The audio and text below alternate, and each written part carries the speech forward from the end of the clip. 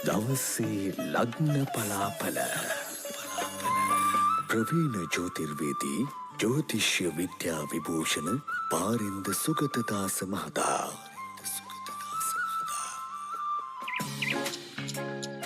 ද මාර්තු 29 වන සෙනසුරාදා අද දවස කන්‍යා ලග්න හිමියන්ට කොහොමද කියලා බලද්දි විශේෂයෙන් ශනිගේ ග්‍රහ මාරුව පිළිබඳව සලකද්දී ශනි ග්‍රහය 6 වෙනි කොටුවේ ඉඳලා 7 වෙනි කොටුවට තමයි පිවිසුනේ. විශේෂයෙන් විවාහයේ ප්‍රමාද කන්‍යා ලග්න හිමියන්ට සුබදායක ආරංචි ලැබෙන්නට ඉඩ කඩ පවතිනවා ඉදිරි කාල සීමාව තුළ. නමුත් දැන්ට විවාහ ජීවිත ගත කරන කන්‍යා ලග්න හිමියන්ට ටිකක් පීඩාකාරී අත්දැකීම් වලට මුහුණ දෙන්නට සිදුවන ආකාරය පෙන්눔 කරනවා. ඉවසීමෙන් මේ අවුරුදු දෙකමාර ගත කිරීමට සිදුවනවා කියලා පේනවා. හවුලේ කරන කටයුතු වලට යම් යම් අහිතකර තත්ත්ව ඇතිවන්නට පුළුවන්. හවුලේ කරන කටයුතු වලින් පාඩු සිදුවීමට ඉඩ කඩ පවතිනවා. මුත්‍ර පද්ධතිය තුල සහ යාශ්‍රිතව ඇතිවන අසනීප ගැනත් අනාගතයේදී සැලකිලිමත් වීමට සිදුවනවා කියලා පෙන්눔 කරනවා.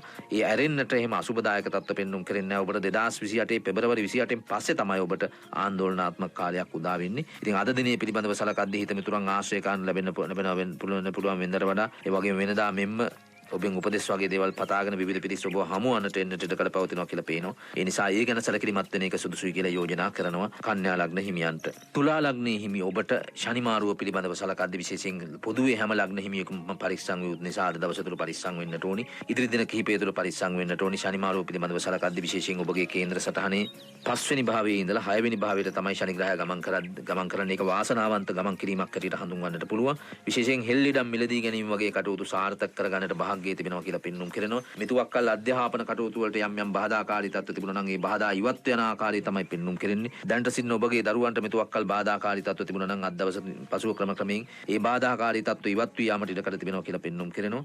විශේෂයෙන් සඳහන් කරනවා නම් ශනිගේ ග්‍රහ ගෝචරයට අනුව ආර්ථික වශයෙන් උනත් වෙනදාට වඩා වාසිදායක තත්ත්ව ඇතිවීමට ඉඩ කඩ තිබෙනවා. නමුත් ක්‍රමයෙන් තමයි මේ තත්ත්ව ඇති වෙනවා කියලා පෙන්눔 කරන්නේ. ඉතින් ඒ නිසා තුලා ලග්න හිමියන් මේ පිළිබඳව සැලකිලිමත් වෙන එක සුදුසුයි කියලා යෝජනා කරනවා. තුලා ලග්නයේ හිමි ඔබට අද දිනේ තුල කැපී පෙනෙන සිදුවීමකට ඉඩ කඩ පවතිනවා කියලා පෙන්눔 කරනවා. විශේෂයෙන් අතපසු වී පැවති කටයුතු කිහිපයක් සම්පූර්ණ කරගන්නට භාග්‍යය ලැබෙන දිනයක් හැටියට අද දිනේ හඳුන්වන්නට පුළුවන්. ඒ වගේම සතුරන් මර්ධනය කරන්නට පුළුවන්. අනුමානයට කරන කටයුතු පවා සාර්ථක කරගන්නට භාග්‍යය තිබෙනවා කියලා පෙන්눔 කරනවා. විශේෂයෙන් කලින් සඳහන් කළ ආක්ෂේම ඔබගේ කේන්ද්‍ර සටහනේ 5 වෙනි භාවයෙන් 6 වෙනි භාවයට ශනි ග්‍රහය පිවිසීම වාසනාවන්ත පිහිටීමක් හැටියට තමයි හඳුන්වන්නට වෙන්නේ. මීන ලග්නයේ හිමි ඔබට අද දිනේ සිදුවන ග්‍රහ මාරුව ඊටාම තීරණාත්මකයි කියලා පෙන්눔 කරනවා. ලග්න ඒ රාශිකයේ උච්චතම අවස්ථාව ඔබට ආරම්භ වෙනවා අද දිනේ ඉඳලා. ඒ නිසා විශාල අභියෝග සහ විශාල බාධා වලට මුහුණ දීමට සිදුවනවා කියලා පේනවා. නමුත් මේ විශාල අභියෝග සහ විශාල බාධා මැද්දේම විශාල ජයග්‍රහණ වලටත් ඉඩ කඩ තිබෙනවා කියලා පෙන්눔 කරනවා. කොහොම වෙතත් මීන ලග්න හිමියන් ඉදිරි අවුරුදු දෙකමාරක වගේ කාල සීමාව තුළ අනතුරු ගැන, අසනීප ගැන, රැවටිලි වලට හසු වීම ගැන සහ සොරසතර උපද්‍රව පිළිබඳව සැලකිලිමත් විය යුතු වෙනවා. විශේෂයෙන් රැකියාවේ වෙනසකට හෝ රැකියාවේ උසස් වීමකට ඉඩ කඩ තිබෙනවා කියලා පෙන්눔 කරනවා. ජීවිතේ පළවෙනි වතාවට සිදු කරන පෙන්눔 කරනවා. ජීවිතේ පළවෙනි වතාවට පොතක් ලැබීම වෙන්න පුළුවන්. ජීවිතේ පළවෙනි වතාවට විදේශගත වීම වෙන්න පුළුවන්. ජීවිතේ පළවෙනි වතාවට උසස් වීමක් ලැබීම වෙන්න පුළුවන්. ජීවිතේ පළවෙනි වතාවට රැකියාවක් ලැබීම වෙන්නත් පුළුවන්. ඒ වගේ ජීවිතේ පළවෙනි වතාවට සිදුවන සිදුවීම් වලට ඉඩ කඩ තිබෙනවා කියලා පේනවා මීන ලග්න හිමියන්ට. ඒ නිසා ඒ ගැනත් අවධානය යොමු කරන එක සුදුසුයි කියලා යෝජනා කරනවා. ඉතින් සමස්තයක් හැටියට ගත්තාම අද දිනේ තුලත් අද දිනෙන් පසු ලැබෙන දින කිහිපය තුල ගොඩක් පරිස්සම් වෙන්නට ඕනි. අතිශය තීරණාත්මක ග්‍රහ මාරුවක් තමයි පෙන්눔 කරන්නේ.